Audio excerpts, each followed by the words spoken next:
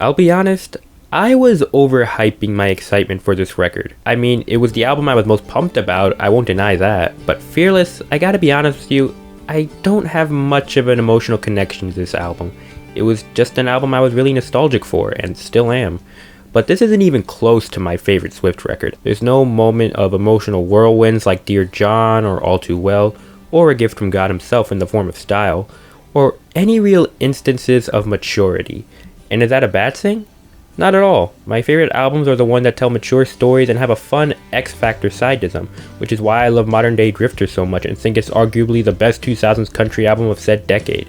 But this album is just all fun. One thing the original version did an absolute great job of was enveloping me into this 2000s all-American lifestyle. Basically, picture Eric Church's Springsteen, but for the entire album. So going into this remaster, I wasn't really anxious or that excited. The main goal I wanted for this remaster to do was continue to capture that 2000s vibe despite a decade of time passing between this and the original. And did it meet my expectations?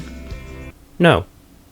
It surpassed them. One thing I have to absolutely praise here is her vocal delivery. Honestly, this might be her strongest album since Red. I low-key didn't want her to just try to sound like she was 18 all over again. Instead, she gives this album that maturity factor through her vocals. I can't play you samples because of copyright reasons, but her vocal performance from the original has been proved tenfold. Also, she hasn't forgotten what country music is. Despite being a pop star for about 8 years now, she still knows what makes country music. I mean, I got that realization on the release of Love Story. The instrumentation is far richer from the original version. I actually expected her to just throw out those parts, but I'm actually shocked and relieved.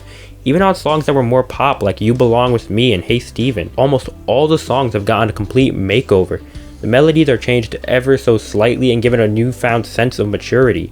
Whitehorse has been reworked from the ground up. The vocal production of it is truly astounding. It is easily the biggest enjoyment I had on the entire album, which is surprising as Love Story was my favorite from the original. You Belong With Me is a bit weaker in my personal opinion, but I like its more harmonious undertones, and even then, it so easily captures that 2000s vibe. It's kinda like that scene in Ratatouille with Anton Ego reliving his childhood for a brief moment.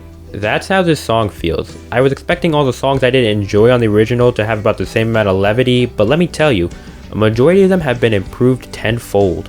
The Best Day has become so good, it's a shock to the system. It's no longer a tonal mess and makes for this beautiful yet simple powerhouse of a song. Change now has a sensible blend of instrumentation, which is great. It makes the entire album experience far more well-rounded. I'll try to focus more on the new songs now. So these were songs recorded in the Fearless era, which didn't make the cut, I guess, and were thrown into what people consider the vault. I honestly wasn't that excited for them, as songs that aren't really put onto an album usually just didn't make the cut in terms of quality, or really just don't jive with the tone the album's going for. That's how Florida Georgia Line's Blessings felt. It's one of their best songs, but it clearly had no place in their first 3 albums. The first one, You All Over Me, it's whatever.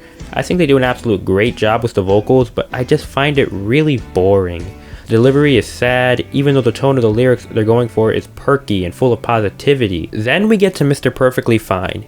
Easily the best new song. It has such a clever lyrical structure, with her basically name-calling this dude for no other reason to be petty. It's hilarious and has some truly sad undertones as well. We Were Happy has a great intro. I love the details of the circus tents, but I argue it doesn't do much with that theme. Kinda like Champagne Problems. Both are good on their own separate levels, but have the potential to be so much more. I had to get used to That's When. It's not every day you hear a good Keith Urban song. Trust me, it's rare nowadays.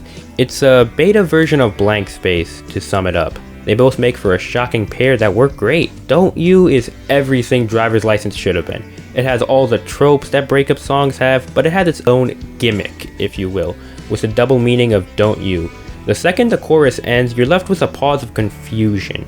It's those moments I find truly exceptional, and this just adds on another layer of respect I have for Taylor Swift. This could have easily been a cash grab opportunity, which I actually expected initially. I mean, anytime someone releases a remaster, deluxe, or an acoustic version of an old album, it's always cheap and lazy. But here, she takes on a similar approach to Ballerini, the remaster of Kelsea Ballerini's 3rd album, and actually takes the time to perfect the imperfections and yet still hold true to what make those songs great. I can't think of another artist who put this much dedication into their art, other than it truly being what they believe is the right thing to do. I'm giving Fearless Taylor's version a 7.9 out of 10, an overall improvement over the original in nearly every way. And remember, This isn't even close to my favorite Swift album, so just imagine how well the rest of them will turn out. Apparently, the next album up is 1989, and if you know me, I'm very excited, to say the least.